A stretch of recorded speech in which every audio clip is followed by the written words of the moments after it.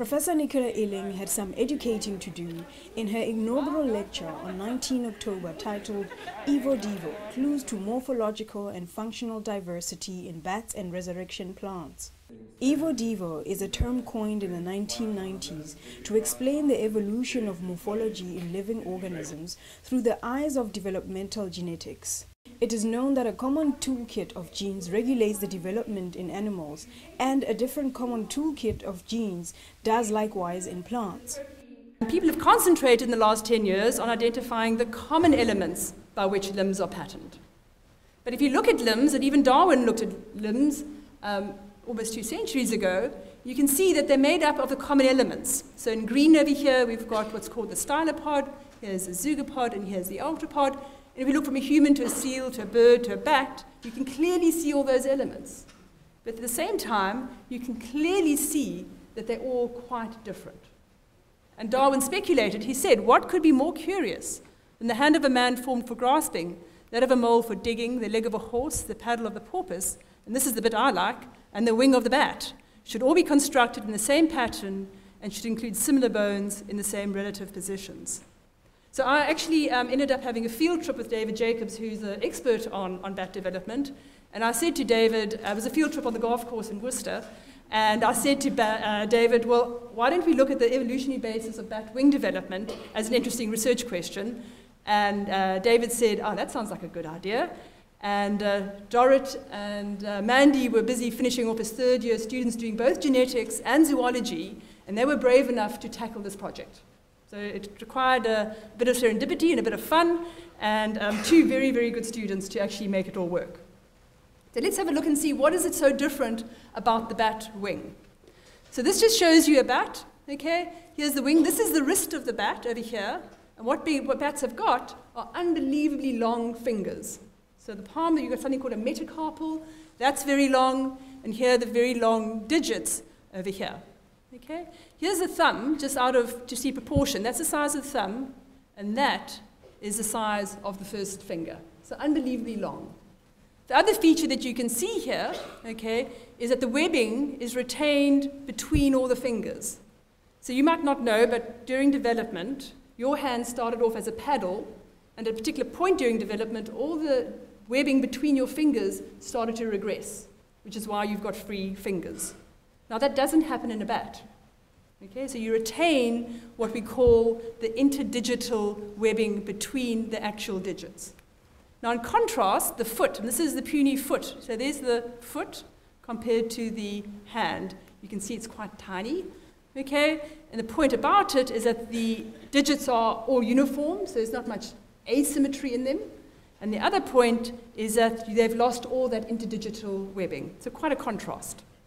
Okay, so we decided we'd look and see if we could identify the genes that are responsible for this contrast.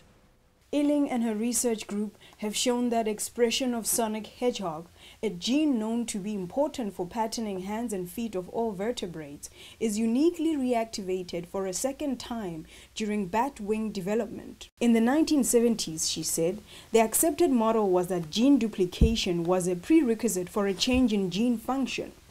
But more recently, it has been revealed that changes in regulatory elements that turn the genes on or off during development may also play an important role in generating functional diversity.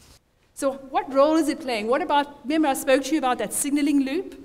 I said sonic hedgehog doesn't work on its own. It also talks to FGF8 and gremlin and BMP. So we could go and look at the literature, and whether B and L, okay, also in PNAS, had actually done the experiment for us. So they had shown that, in fact, the rest of the signaling loop were also expressed at this later stage, also in this interdigital webbing. So what Dorrit did is she drew up a little cartoon over here that shows you that in addition to having ZPA, that signaling loop happening early on in development, we have a second wave of activation, and this whole signaling loop gets reactivated. And we think that might be really important for digit outgrowth and the retention of actual webbing.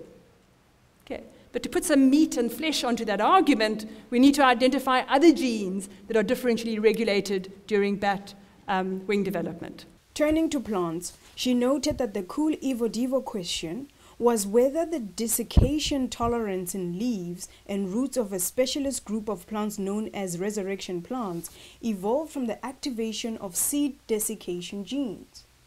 Desiccation tolerance refers to the ability of an organism to withstand or endure extreme dryness or drought-like conditions. In plants, it could mean species that revive after seeming to be dead. After studying Xerophyta humilis, a plant whose family members are widespread in southern Africa, Illing and her research group have highlighted the importance of the central regulators of germinating seed in the desiccation response of leaves in resurrection plants. Happening in Xerophyta is that you've done away with crossing that red line. And what we're seeing in Xerophyta is in the plants over here, they're like teenagers. They never get out of the germination phase, okay? And so here you've got your green plant, pickles on, swingers on, MSI4s on. If they run out of water, they downregulate pickle, swinger, and MSI4. And the consequence of downregulating them is that you activate all the seed maturation genes. So it's kind of an exciting story, and we're busy trying to confirm that hypothesis. But why are these findings important to humans? Much of our current insight into how genes are regulated during development has been obtained from researchers working on human diseases. Illing noted that the study of the genetic basis of morphological diversity in bats and plants provides alternative invaluable insights on how this occurs. A lot of people work on human disease to give them fresh insight into how genes are regulated. And I think one can actually look at diversity and the morphological diversity that's outside to give us fresh insight into how genes are regulated. So, the lessons from the bat, and I love this picture that Mandy took of a bat embryo. This is stained, all the cartilaginous staining, and that's the red is bone. So what messages have we got here? So MACE2 is a transcription factor that we know is important for cancer. Okay, we've shown that it's co-expressed with this long non-coding RNA that nobody else has actually identified yet. And that's kind of interesting because it means if this long non-coding RNA is at all involved in the regulation of MACE2, possibly we have a target for going in and controlling MACE2 expression in cancer. We know MACE2 is important in cancer. It's also important in brain development. We know this long non-coding RNA is highly expressed during brain development. So our lessons on diversity have told us something about development, both in the brain and potentially when regulation goes wrong in cancer, and we're going to follow that up.